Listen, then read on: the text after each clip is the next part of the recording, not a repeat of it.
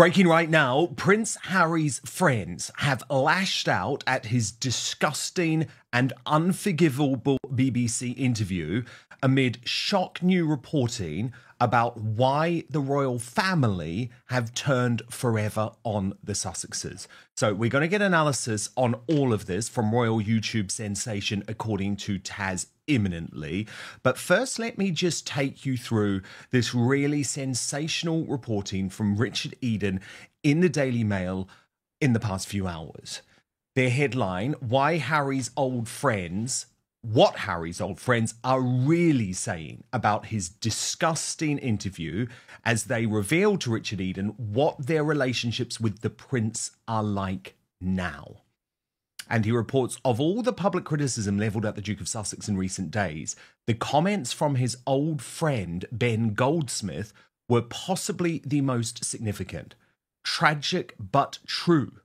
Prince Harry's behaviour is unforgivable, the 44-year-old financier who grew up with the Duke told me this week.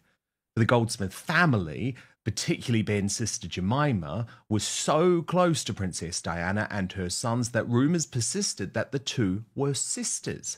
Such claims were unfounded, even though Diana's mother, Frances Shan Kidd, was rumoured to have had a long-running affair with Jemima and Ben's father, the billionaire Sir James Goldsmith. Ben is the first former pal of the Duke to condemn him publicly. But if Harry thinks those comments are strong, he should hear what his old chums are saying in private. For friends tell me they are disgusted by Harry's interview, in which he made a number of explosive personal claims, such as that he didn't know how much longer his father had after his cancer diagnosis. He also claimed that those who wish him harm would consider his defeat last Friday in a legal challenge over his taxpayer-funded security in Britain as a huge win. And this is what one friend told the Daily Mail: I don't know what's more disgusting, Harry's comments about his father's health or his suggestion that people want him dead. It's very sad, but we all know that he doesn't want to hear things he disagrees with. So that is sensational new reporting from Harry's friends. And according to Taz, also has very strong feelings on this interview. She posted, OMFG, I'm so sick of reading that Harry looked sad and was about to cry. We should feel sorry for him. The king should welcome him with open arms. He was absolutely horrid in the interview. He was arrogant, cold, smarmy, smug, entitled, bitter, angry, odious and delusional. Vile. Let this be an end to the constant media stories about reconciliations and olive branches. Harry is still waging a one-sided war against his family, and he's using the media to do it. He doesn't just hate his family, he's actively trying to make the public hate his family. Traitor! And I'm delighted to say that, according to Taz, is with me now. And I guess what is most extraordinary about this breaking news from the Daily Mail, Tash, is that Prince Harry's friends feel almost as strongly as you do. Prince Harry's closest friends are finally speaking out against him after that explosive BBC interview. According to Dan Wootton, Ben Goldsmith, a former close pal of Harry, has publicly slammed the Duke of Sussex, calling his behaviour tragic but true. And Goldsmith isn't the only one. Harry's friends are now calling him disgusting and unforgivable for using his father's cancer diagnosis as a sympathy ploy while claiming that his own family wants him dead. Are we witnessing the final collapse of Harry's inner circle? It's unbelievable that he's done this, and the things that obviously came out in that interview. He shows that he has no remorse after what he did to his grandparents, considering that they went to their graves, both of them, with his last round of accusations that he did on Oprah, The Me You Can't See, the various other podcasts, his book. And he's done exactly the same now. I mean, some of the accusations he came out with were wild. He comes across as even more bitter and angry towards his family. But to say that he is asking, he wants a reconciliation, he forgives them whilst launching another round of attacks. Honestly, it's hard to not see how anyone can take him seriously. This level of gaslighting is I've never seen anything like it, Dan. Never. I know, it's extraordinary. And the thing is, Ben Goldsmith is a good guy. And the fact that he is now prepared to go on the record, you know, he has been in royal circles, Tash, for such a long time, attended Prince William and Catherine's wedding, of course, and it just says it all. They have had enough. He has gone too far. And I think, Tash, probably in the initial furore around the interview, one thing that was missed by a lot of folk was just how insane it is that Harry is claiming that his own family, his own supporters, are actually in some way conspiring or colluding with the government, the British deep state, to kill him. I mean, it's utterly ludicrous. But actually, Tash, then at the same time, this is where the argument really doesn't add up. At the same time, we were all just so desperate for him to return with Meghan, and that's why the security was taken away. So not only are the arguments like crazy and conspiratorial and very worrying in terms of where his mental health is at, they don't add up because they're also so contradictory, Tash. He's done it quite a lot. You know, I think there was an article not that long ago where it said that he referred to his father as being the ceremonial head of state. And then in the next breath, he's like, my father could do something about it. My father could change this, you know, he could have swayed the decision by Ravik. He said that about his grandmother as well. But yes, I mean, he came out with a lot of stuff in that interview. It really did shock me. I was not expecting that sitting in bed Saturday morning with my cup of tea, I can tell you. But yes, I think the way that he talks about this royal household like it's an evil, nefarious organization with members of his family plotting. It's gone from the men in grey suits, obviously parroting some of the things that Diana said, to now he's becoming more sinister. It's definitely a little bit deranged, I would say, the accusations he's coming out with. There's no logic to it whatsoever. Let's break it down. And there you have it, Harry's closest allies are dropping like flies. Ben Goldsmith, a man who grew up with Harry and attended royal events, is now calling him out publicly. If that doesn't tell you how far Harry has fallen, nothing will. And here's where it gets really dark. According to Tash from According to Taz, Meghan is now using the children as emotional weapons. In that interview, Harry didn't refer to them as my kids. He called them King Charles's grandchildren. Think about that. He's trying to emotionally manipulate his father by saying, you won't see your grandkids before you die. This is calculated, cold, and downright disgusting. No, there's not. And we also, Tash, have new reporting out of the New York Post and specifically page 6 today. Now, this reporter, Sarah Nathan, has very close royal contacts. And she says whiny Prince Harry is being blackballed by the royal family because none of them trust him or Meghan Markle, according to sources in the know. So let me just read you through, Tash, some of this really good reporting from a royal source who says, I think genuinely nobody trusts him, and that's the bottom line. The royal family has major trust issues with him, and that's what is at the heart of everything. They don't trust him and Meghan, and that's why they can't have a relationship. Maybe there's room to forgive, but they won't forget. Forgiveness and trust are two different things. And there's also some other new reporting in this article, Tash.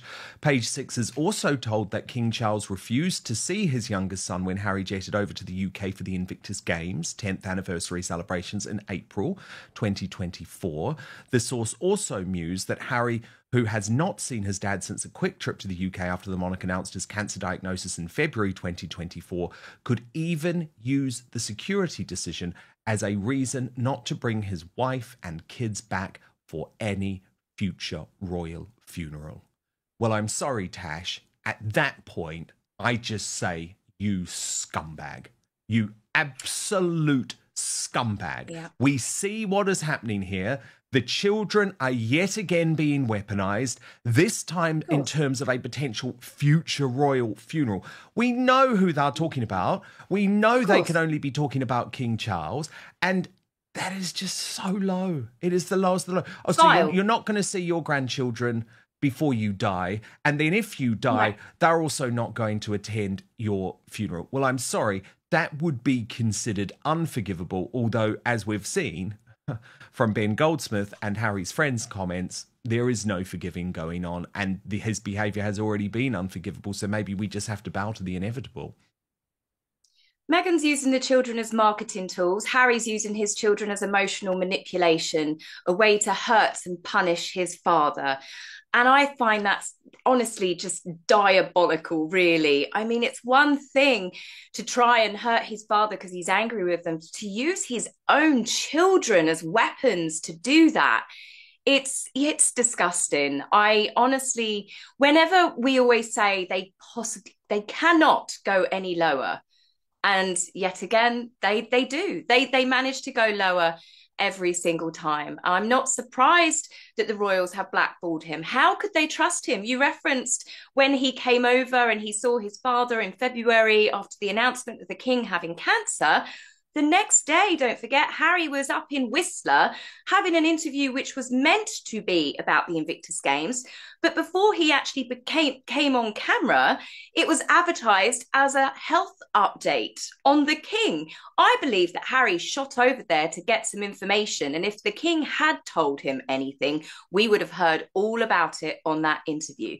You cannot trust him. I say that he's like a fox caught in a chicken shed, picking, bones out of his teeth. It's why on earth would you let him back in again when he's still he's never had any sort of apology for his family, for all of the hurt that he did. And a lot of it was lies on Oprah. The horrible allegations that he levelled at his family using racism and race baiting. Prince William having to say, my family are not racist. And yet here he is now saying that the royal household and members of his family want history to repeat itself. We know that he means his mother, and he's referring to people want him dead. I mean, this is just honestly unbelievable. And the way he referenced, it wasn't my wife, my children, it was my wife and the king's grandchildren. It's just emotional manipulation, and he's using his children as weapons, and that is unforgivable. Meghan is the mastermind behind this PR disaster, and Harry is her willing pawn. Tash hits the nail on the head. Harry's gone from being a fun, carefree prince to a man who uses his own children as leverage in a family feud. It's not just petty, it's diabolical. So here's the bombshell. King Charles is done playing nice. Oh, it's totally unforgivable. It's totally unforgivable.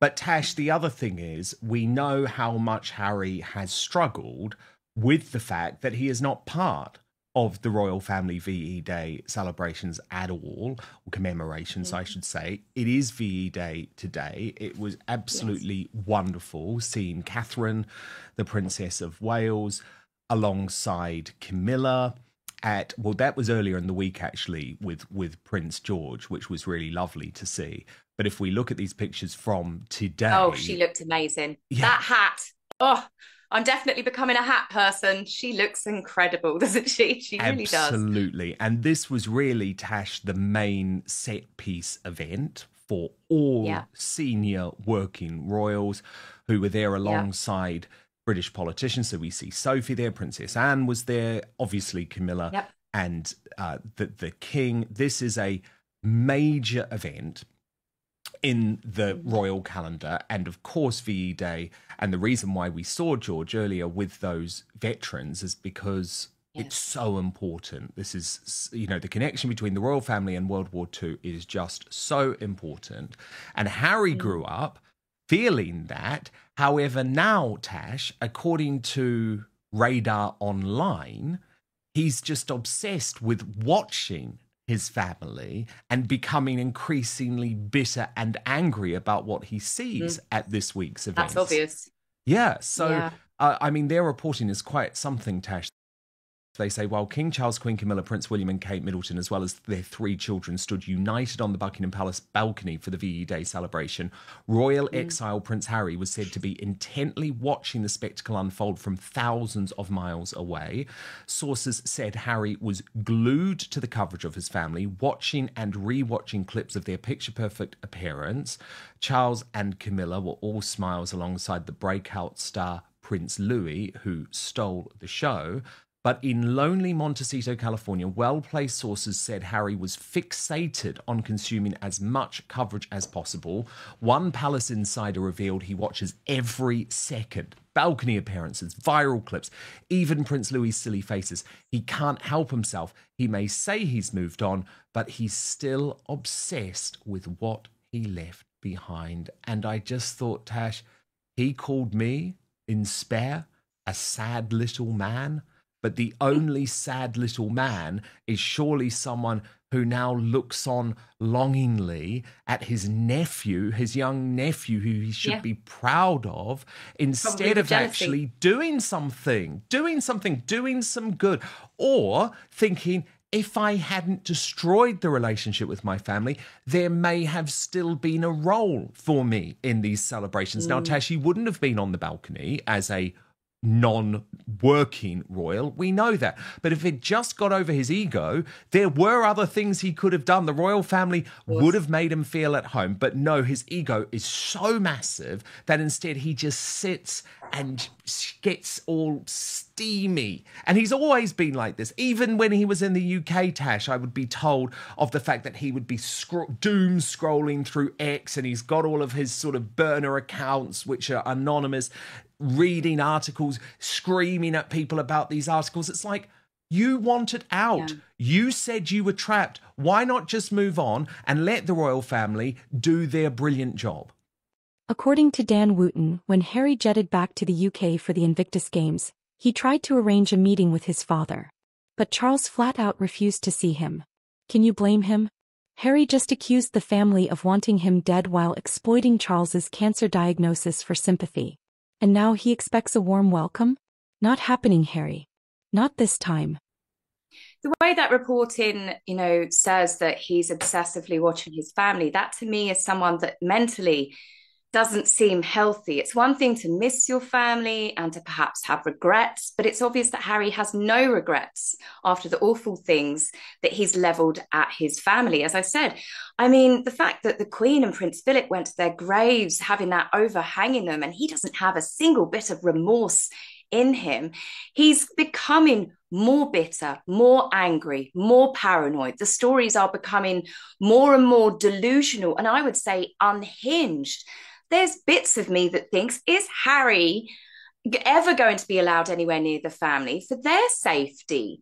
The fact that he's quite willing to sell secrets, conversations, show text messages, to talk about the inside layout of palaces, it's clearly obvious that he doesn't have a single concern for the safety of his family when he continuously talks about things that he knows damn well that he should not. And the thought of him looking at Prince George and Princess Charlotte and Prince Louis obsessively, that to me is just jealousy. And there's been a bit of me that I'm glad he's away from them. I don't think that he'd be a nice uncle particularly. And as we know, Meghan, she wasn't particularly nice to Princess Charlotte no, either.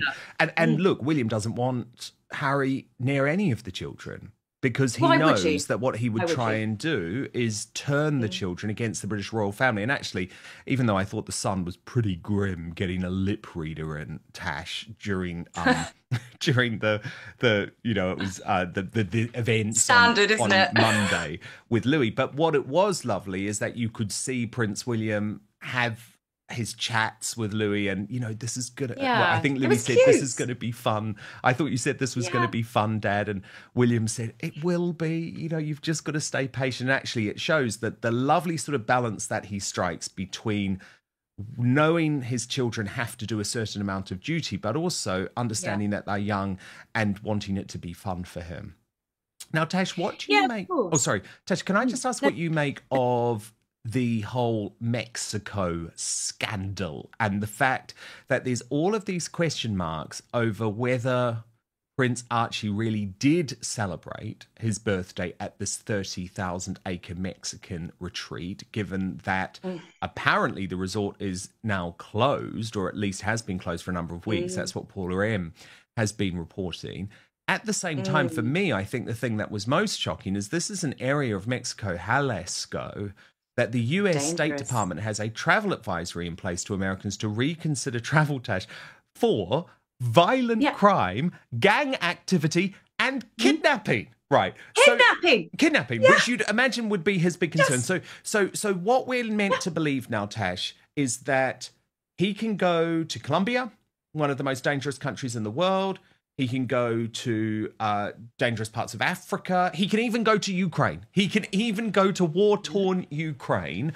However, the only risk is in the United Kingdom, where he could stay at Buckingham Palace anyway. I mean, it's ludicrous. But it was all very weird, wasn't it, this whole Mexican thing? Do you think it was an old photo? Was it a manipulated photo? What's going on with this one? Dan's right. It's the lowest of the low. Harry is now threatening to keep the kids away from King Charles's funeral if he doesn't get what he wants. It's emotional blackmail at its finest, and the British public is absolutely disgusted. Notice how Meghan has been eerily silent during all of this? Dan Wootton suggests that Meghan is still calling the shots, pushing Harry to attack the royal family while she plays the innocent bystander. This is classic Meghan. Orchestrate the chaos, then sit back and let Harry take the heat. And let's not forget, she's the one who's been using the kids as emotional pawns in this game from day one. I think there's a lot of obsession with people discussing anytime there's a new photograph, it's photoshopped, especially after the big blowout with Catherine's Mother's Day photograph, which was just absolutely ridiculous. But there is something that even I saw in this picture, and that is quite simply the shadows from that brick wall, from the lattice shape, does not match the shadows on the floor. It's rather odd, and I don't know whether it's just a trick of the light, but I find that really bizarre. And another thing that I do find bizarre, obviously it's the back of the children again. Doesn't she ever think for these photographs that she's going to post public, why not straighten the children out a little bit? Why not brush their hair? I know it's only the back of them. Straighten up their pajamas. You know, there's always a photograph, and I just think it's actually, although it's, of course, just the back of them, it's never quite flattering. She's never combed their hair or done a nice photograph, which obviously I think most parents do, don't they? You know, you quickly wet their hair down or something, make them look lovely. And yeah, the whole thing was weird. And the striped pajamas, I thought, he just looked like a child in a prison. And there's maybe, sadly, some truth to that with the way that he's grown up. He is living in some type of prison, isn't he? He's certainly like one of those royals who used to be kept in the tower, you know, away from his family members. It's very, very sad, and away from his heritage too, which is very, very sad. Yes. But no, I found the imagery incredibly weird, but I also found someone who claims that social media, or at least her husband claims, that some type of killing field, you know, the most dangerous place for children in the world. And then you post a picture of your 6-year-old son in pajamas. I mean, it is very, very odd. The messaging there is very contradictory. And I mean, Harry wasn't even there, was he, for the birthday? And of course, Meghan, who claims, Tash, oh, I don't look at any of the social commentary, I don't look at any of the reports about me, of course, had to say within the post, oh, we had the birthday party last week, to try and make the point it's acceptable that Harry is missing the party to go to Las Vegas. Now, maybe that is acceptable. It's obviously a personal choice that parents make. However, what annoys me is just the fact that all of their messaging is about how they put the children first before everything. They're always there. They're very hands-on. It's the most important job in the world. Yeah, because none of their actions bear that out.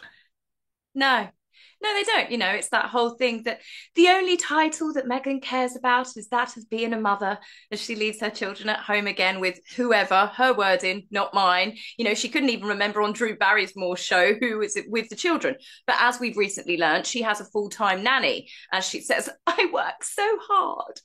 But yes, Harry, for all of the complaints that he's done about his father being absent throughout his childhood, the king had responsibilities as the Prince of Wales. Harry does not have a job. He does not have responsibilities like that. He could cherry pick every single year when he chooses to go to any of these appearances. The Diana Award, I'm sure, would be very flexible with when Harry could go over there. They would work around him, but he's chosen his son's birthday yet again. And I think this is the third or fourth birthday he's spent away from his child. It's complete hypocrisy. And it does make you wonder what is really going on with him, to say that his father mistreated him and never gave him hugs and bike rides, which obviously we know that was complete lies. There's lots of videos and clips out there and photographs to show otherwise. But then to be away from your child all of the time, they don't even take them when they go on some of these trips abroad, considering the fact they've got nannies. The nannies could stay with them in the hotels. I've never understood why they don't take the children to the Invictus Games. The children don't have to be on camera. They could stay in the hotels with the nannies. There's lots of children's activities every single year at the Invictus Games, because it's not just about athletes, it's about their entire families. But no, they leave them behind and they go there and ditch their kids all the time. It's bizarre. Tash says it perfectly. Meghan is the mastermind and Harry is the puppet. But how long until he wakes up and realizes he's being played? Or is he too far gone to ever see the truth? And the public is not holding back. According to new polls, the majority of Brits now want Harry and Meghan stripped of their titles. Why? Because they're tired of Harry using his royal status to attack his own family while claiming to be a victim. The hypocrisy is too much. And the public is finally waking up to the fact that Harry is a man who will do and say anything to stay in the headlines, even if it means exploiting his own father's cancer battle for sympathy clicks. The people have spoken, and they're done with the Harry and Meghan pity party. Will King Charles finally act and strip them of their titles? Or is he too emotionally entangled to make the tough call? Let's discuss. Alright, that's the full breakdown of Harry's BBC interview disaster and the shocking fallout from his closest friends. If you think Harry and Meghan have finally gone too far, hit that like button, subscribe for more no-holds-barred royal commentary, and drop a comment below. Should King Charles finally strip their titles? Or is it too late to save the Sussexes' reputation? Let me know what you think.